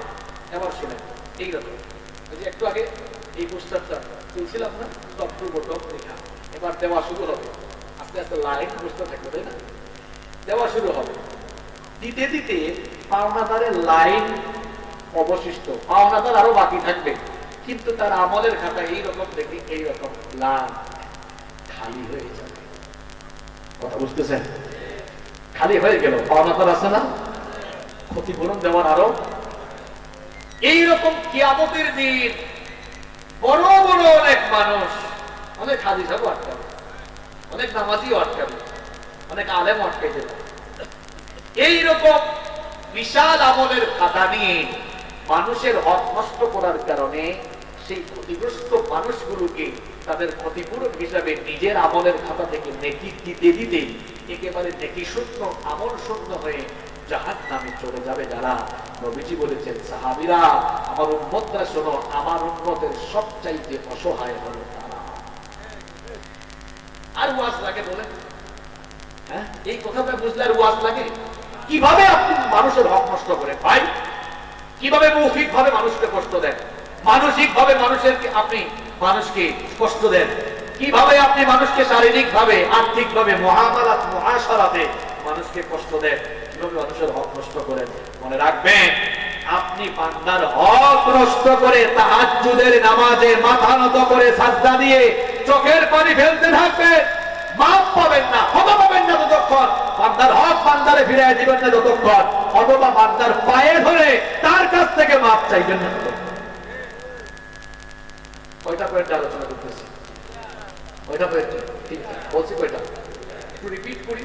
প্রথমে আল্লাহর হক আর বান্দার হকের পরিচয় দিয়েছি, আল্লাহর হক কি, বান্দার হক কি, উদাহরণ দিয়ে বুঝাই দিয়েছি। 2 নম্বর পয়েন্টে বলেছি আল্লাহর হক আর বান্দার হকের পার্থক্য। পার্থক্য কি? আল্লাহর হক নষ্ট করে আল্লাহর কাছে মাপ চাইলে মাপ পেয়ে যেতে পারেন, বান্দার হক নষ্ট করে আল্লাহর কাছে মাপ চাইতে হবে না। মাপ চাইতে হবে কার কাছে? কত মানুষের হক আমরা নষ্ট করেছি, এখনো আপনি তার কাছে গেলেন না, এখনো আপনি তারে তার হক ফিরাইয়া দিলেন না। হক ফিরাইয়া দেওয়ার সামর্থ্য না থাকলে এখনো আপনি তার পায়ে ধরে মাপ চাইলেন না। আজ রাত যদি বলে যান, আজকের রাত তো আমার জীবনের শেষ রাত হতে পারে, পারে কিনা? এখানে হেয়াকু বাজার দেখে এসেছে, পাশে মনে হয় বাগান বাজারও আছে, হতে পারে বাগান বাজারে, হেয়াকু বাজারে কাপড়ের দোকানে আপনার কাপড়ের কাপড় চলে এসেছে, হতে পারে কিনা? কার কখন মৃত্যু হবে আমরা জানি? যুবকরা বলতে পারে হুজুর আমরা তো এখনো ইয়াং, আমরা বাঁচবো না। Keep in your mind there is no serial of death, মৃত্যুর কোন সিরিয়াল নাই। আপনার মতো কত যুবক চলে যাচ্ছে দুনিয়া থেকে। ইমাম শাফিঈ রাহিমাহুল্লাহ এর কবিতা মনে পড়ে যাবে, তিনি বলছেন কামিন সাহিহিন মাতা গায়রি ইল্লাহ, জগতে কত মানুষ আছে দেখো না তুমি, যারা অসুস্থতা ছাড়া সুস্থ আছে তাও মরে যায়, এরকম আছে না নাই?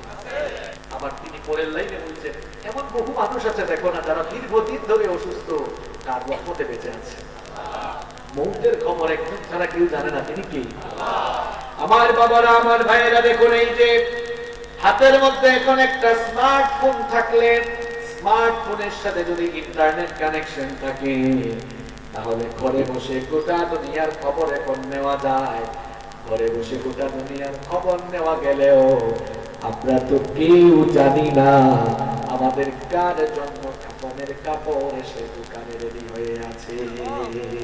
কেউ জানেন? কথা বলেন, কেউ জানেন? এটা কি মসজিদ নাকি? মসজিদ?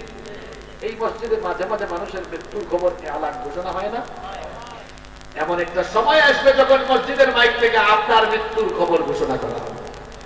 প্রত্যেকদিন কত মানুষের জানাজা হয়, একটা সময় আসবে যখন মানুষ আপনার জানাজায় গিয়ে শামিল হবে কিনা? কত জানাজার পড়েছি নামাজ, দিয়েছি কত দাফন। জানাজার পড়েছি নামাজ, দিয়েছি কত দাফন। কোথায় যেন আছে আমার তৈরি সাদা কাফন। জানাজার পড়েছি নামাজ, দিয়েছি কত দাফন। বাঁশের ধার আছে না এলাকায়? বাঁশ ধার আছে আপনাদের এলাকায়? বাঁশ ধারের নিচ দিয়ে যে হেঁটে যান, এই ফিলিংস কি হৃদয়ে কখনো আসে না? জানি না কোন বাঁশের ধারের বাঁশ কেটে আমার কবরের ছাউ দিবা। কোন বাতাসে কোথায় যেন দুলছে বাঁশের ঝাড়, কোন সে মাটি কোনখানে ডাকে রে বারবার। কোথায় যেন বড় যাত্রী আছে রে চারজন। আপনার জানাজা, সরি আপনার খাটিয়া, খাটিয়া বহন করে না? এই খাটিয়া বহনকারী চারজন লাগে না?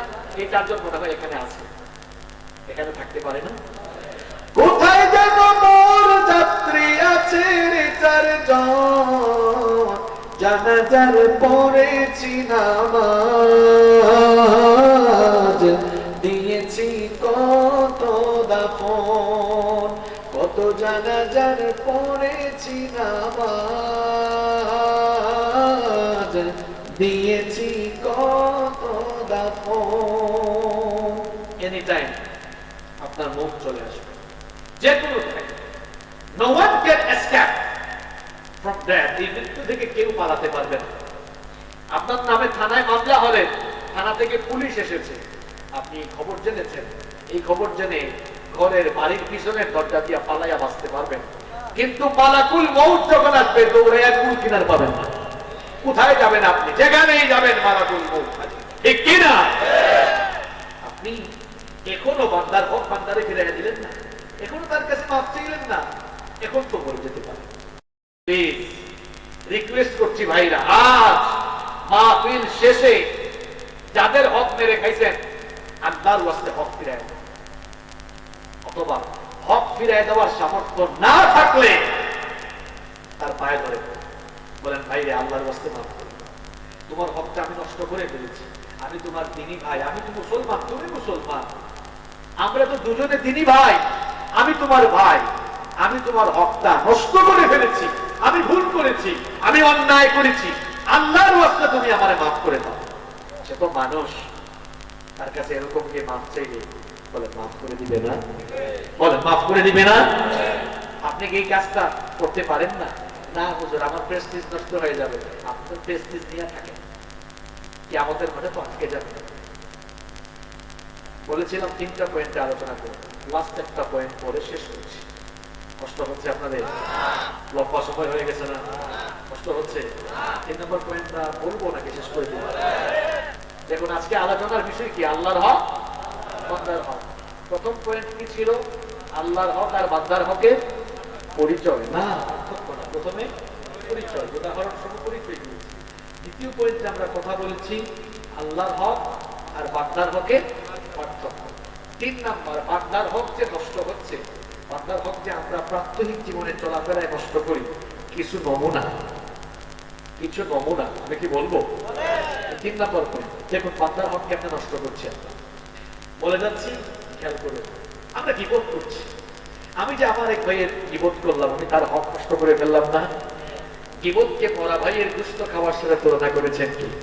এখন তো গ্রামে গ্রামে কিংবা টাউনেও এই যে রঙের দোকান বা চায়ের দোকান, আমি জানি না আপনাদের এলাকায় আঞ্চলিক ভাষায় ওই দোকানগুলোকে আপনারা কি বলেন? ওই চায়ের দোকানগুলো হচ্ছে বাংলাদেশের সেকেন্ড পার্লামেন্ট। ওখানে দোকানদার সবসময় স্পিকারের ভূমিকায়, স্পিকারের পার্ট, আর চা খোলা সাংসদের ভূমিকায় অবতীর্ণ হয়ে তারা চায়ের কাপে চুমুক দেয়, আর এলাকায় কে কি করলো না করলো মানুষের জীবন শুরু করে। আছে না নাই? এই যে গীবত করে আপনি আপনার ভাইয়ের হক নষ্ট করেছেন। চুগলখোর আপনাদের এলাকায় নাই? চুগলখোরি না থাকলে এলাকায় এলাকায় ঘরে ঘরে তো আগুন লাগছে, তো দ্বন্দ্ব লাগছে কেমনে? এই যে আপনি চুগলখোরি করে 2 ভাইয়ের মধ্যে মাইল লাগাই দিয়েছে। আরে ভাই, এক জায়গায় ঝগড়া লেগেছে, আগুন লাগলে আপনি কি পানি ঢালবেন নাকি কেরোসিন ঢালবেন? পানি ঢালা উচিত। কিন্তু আমাদের অবস্থা হলো মাঝে মাঝে কোথাও আগুন লাগলে আমরা উল্টা গিয়ে কেরোসিন ঢালি। দুজন ঝগড়া লেগেছে, মীমাংসা করে না দিয়ে আমরা আরো পারলে বাজায় আছে না নাই? এই যে তার হক নষ্ট করলো। আপনি অনেক সময় মানুষের নাম বিকৃত করে রাখেন। তার বাবা তার নাম রেখেছে জামাল উদ্দিন, কিরে জামাইল্লাহ। তার বাপ তার নাম রেখেছে কামাল উদ্দিন, কি সুন্দর নাম, কিরে কামাইল্লাহ। তাকে কিনা হুজুর দিটা আমরা একটু মজা করে। এখন মোল্লার কথা না শুনে আল্লাহর কথা শুনে।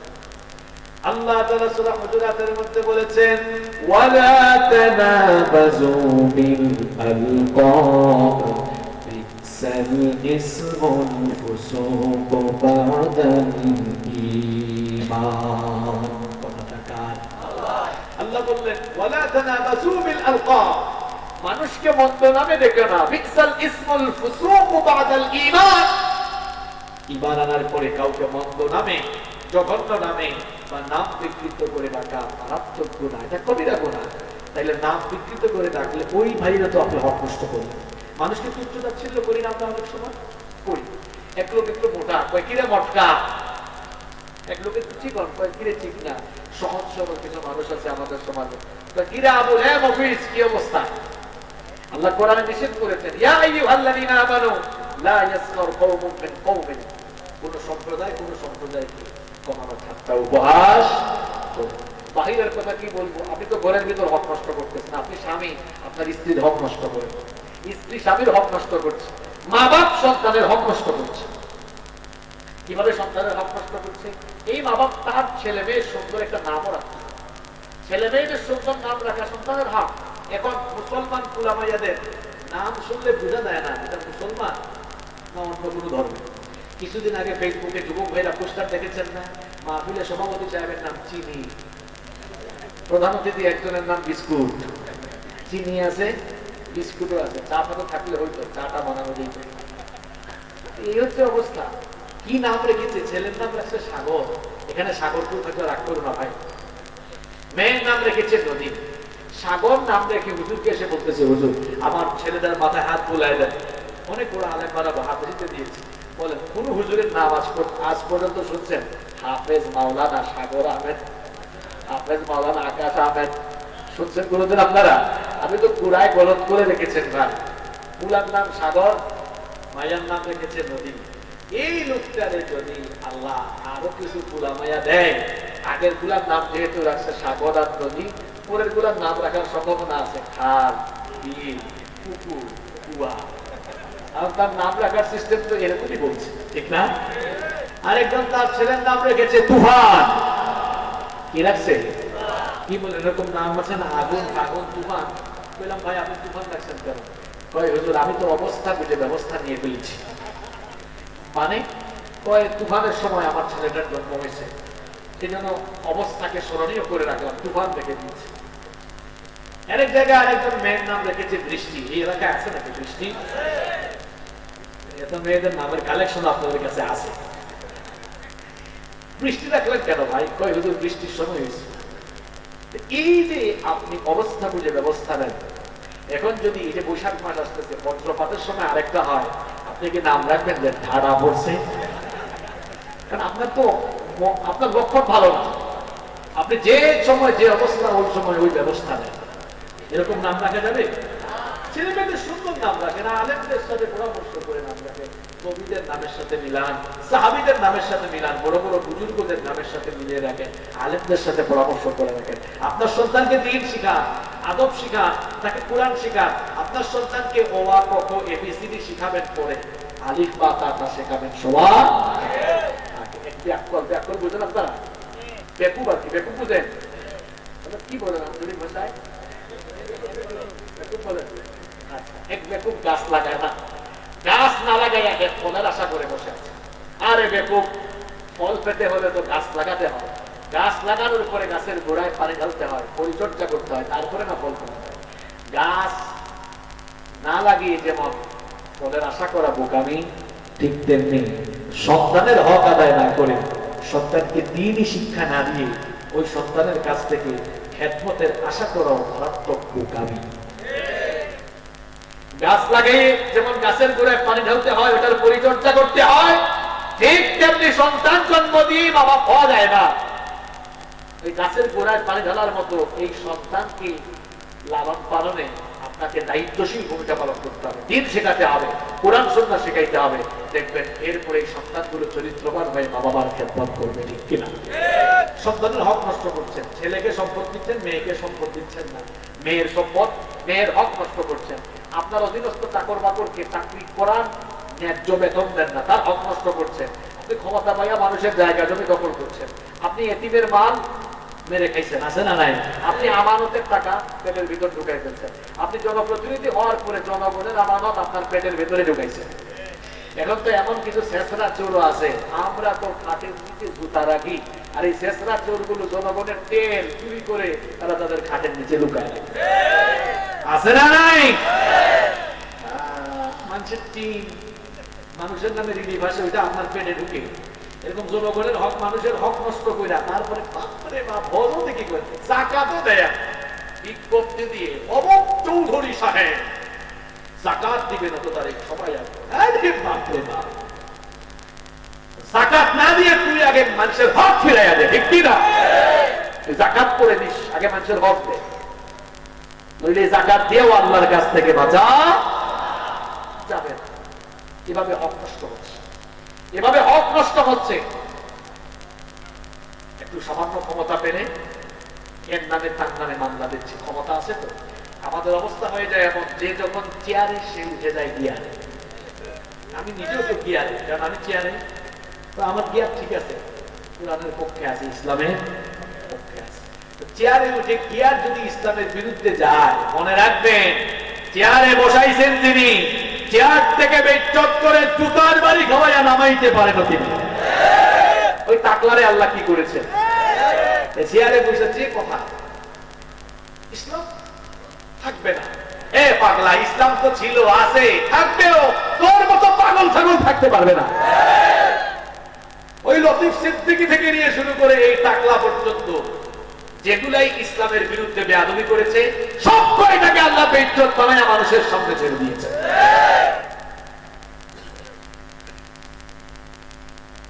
একটু ক্ষমতা পেলেই যা মন চায় তা কইলেন না, করবেন ধরা খাবেন, করবেন ধরা খাবেন। একটা হাদিস আমার মনে পড়ে গেল, নবীজি বলেছেন ইত্তাকুজ যুলম, ইত্তাকুজ যুলম, জুলুম থেকে নিজেরা বেঁচে থাকো। ফাইন্না যুলমা যুলুমাতুন ইয়াওমাল কিয়ামাহ, জুলুমের পরিণাম কিয়ামতের দিন বড় ভয়াবহ হবে, বড় অন্ধকার হবে। অন্য হাদিসে নবীজি বলেছেন, যারা মানুষের উপর জুলুম করে এর শাস্তি আখিরাতে পাওয়ার আগে দুনিয়া থেকেই তার শাস্তি শুরু করায় দিবেন কি? শুরু করায় দিবেন কি? কেমনে? একটা নমুনা বলবো, আপনারা আবার অন্য কারো সাথে মিলাইয়েন না, আমি তো এগুলো উদাহরণ না দিচ্ছি। ঘুষ খাইয়া এরপরে আপনি একজনের উপর জুলুম করে বসছেন, ঘুষের টাকা বাড়িতে নিয়ে আসতে না আসতেই আপনার ছেলে মেয়ে অ্যাক্সিডেন্ট করে পঙ্গু। দেখছেন আল্লাহর মায়ের কেমনে হয়? অনেক ঘুষ করে আছে, ঘুষ টুস খাইছে, তার বউ পাগল হয়ে গেছে, তার বউ আরেকজনের সাথে পরকিয়া করে চলে গেছে, মনে রাখবেন, হারামে নাই, হারামে নাই আরাম, হারামে কোনো আরাম।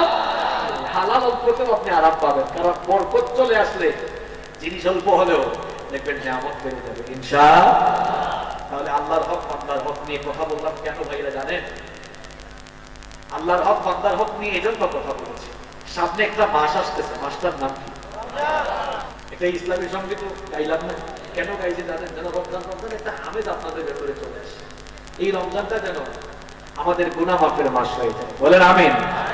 আমার যত গুনাহ আছে মাফ করে দাও রমজানে, দুঃখ ব্যথা ভুলিয়ে দাও এই তো চাওয়া প্রাণপণে। আমার যত গুনাহ আছে মাফ করে দাও রমজানে, দুঃখ ব্যথা ভুলিয়ে দাও এই তো চাওয়া প্রাণপণে। বলেন আমিন।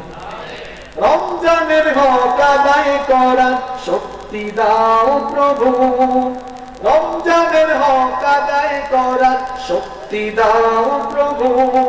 তোমার শরণ থাকুক মনে, অন্তরে ভয় দাও প্রভু, হৃদয়ে দাও তোমারই নূর এই তো চাওয়া মনে। দুঃখ ব্যথা ভুলিয়ে দাও এই তো চাওয়া প্রাণপণে। আমার যত গুনাহ আছে মাফ করে দাও রমজানে, দুঃখ ব্যথা ভুলিয়ে দাও এই তো চাওয়া প্রাণপণে। বলেন আমিন। এবার আমার শেষ কথাটা শুনুন, এই যে কয়েকজন লোকে এরা কি বান্দার হক নষ্ট করিয়া এখন কি বান্দার কাছে মাফ চাওয়ার জন্য আগে ভাগেই তুলে নাকি? কাজ কারবার দেখে তো এমনই লাগে, নাকি শয়তান নিচ থেকে উঠা।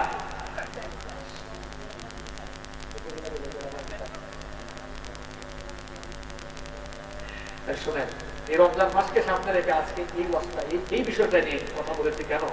রমজান মাস গুনাহ মাফের মাস। গুনাহ মাফ পেতে হলে এটা ইবাদতের মাস, ইবাদতের মন মানসিকতা তৈরি করতে হলে আগে নিজেকে গুনাহ মুক্ত করা লাগবে। গুনাহ মুক্ত না হলে দেখবেন ইবাদতের মন মানসিকতা থাকে না, ওই গুনার দিকে মন টানে। এজন্য পারলে খাতা কলম নিয়ে আজকে রাতে বসবেন, খাতা কলম নিয়ে রাতে বসবেন, গুনাহগুলো লিখেন দাদা করছেন, অথবা চক্ষু বন্ধ করে চিন্তা করেন গোপনে প্রকাশ্যে কত গুনাহ করেছেন। কিছু গুনাহ দেখবেন আল্লাহর সাথে সংশ্লিষ্ট, আর কিছু কার সাথে? কার সাথে? কথা বলেন। যেগুলো আল্লাহর সাথে সংশ্লিষ্ট, তাহাজ্জুদে যান, নামাজ পড়ে চোখের পানি ছাড়ে, মাফ করে দিবেন কি? বান্দার হক নষ্ট করেছেন, বান্দার কাছে মাফ চান, বান্দাকে বান্দার হক ফিরায় দেন, নইলে মাফ চান। এরপরে গুনাহ মুক্ত হয়ে রমজান মাসে প্রবেশ করুন, দেখবেন এই রমজানকে একেবারে ইফেক্টিভলি কাজে লাগাতে পারবেন ইনশাআল্লাহ। আল্লাহ তাআলা আমাদের সবাইকে তৌফিক দান করেন। এখন এখানে একজন ভাই একটা ইসলামী সঙ্গীতের রিকোয়েস্ট করেছেন, বলতে পারি একটা শর্তে, যদি আপনারা ইসলামী সঙ্গীত চলাকালীন উঠাউঠি না করেন, কারণ আমি চাই গভীর রাত সবাই দোয়াটা করে মোনাজাতটা করে বাড়িতে যান। যদি মোনাজাতের আগে দৌড় মারেন ইসলামী সঙ্গীত গাইতে গাইতে, তাহলে তো ইসলামী সঙ্গীতের কোনো মর্মার্থ থাকবে না। এখন আমি কি মোনাজাতে চলে যাব, না ভাইয়ের রিকোয়েস্টটা রক্ষায় 2 লাইন বলবো? কেউ উঠবেন না তো? কথা দিলেন তো? তবে আমিও কষ্ট দিব না, ইসলামী সঙ্গীত শেষ, মোনাজাত শুরু হবে ইনশাআল্লাহ।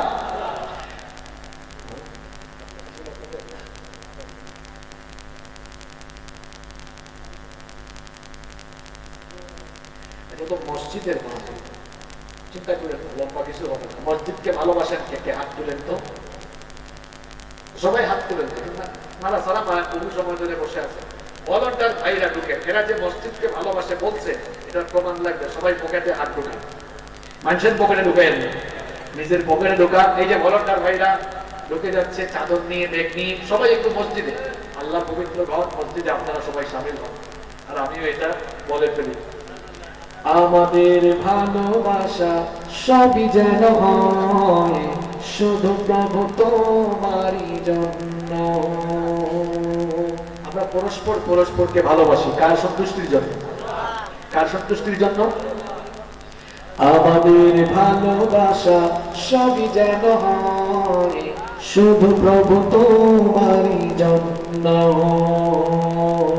রাগ ক্ষোভ ঘৃণা গুলো তাও যেন হয় শুধু প্রভু তোমারই জন্য ভালোবাসি বাসি ভালো ভালোবাসি প্রভু তোমাকে ইয়া হাবিবি ইয়া রাসূলুল্লাহ হৃদয়ে গেথেছি তোমাকে من أحب لله وأبغض لله وأعطى لله ومنع لله فقد استكمل الإيمان من أحب لله وأبغض لله وأعطى لله ومنع لله فقد استكمل الإيمان. When we love someone, we want to love him for you. When we hate someone, we will hate him to be close to you. We love you, we are loving him. We will love you forever.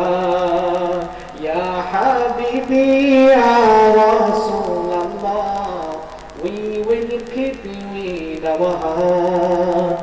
من أحب لله وأبغض لله وأعطى لله ومنع لله فقد استكمل الإيمان.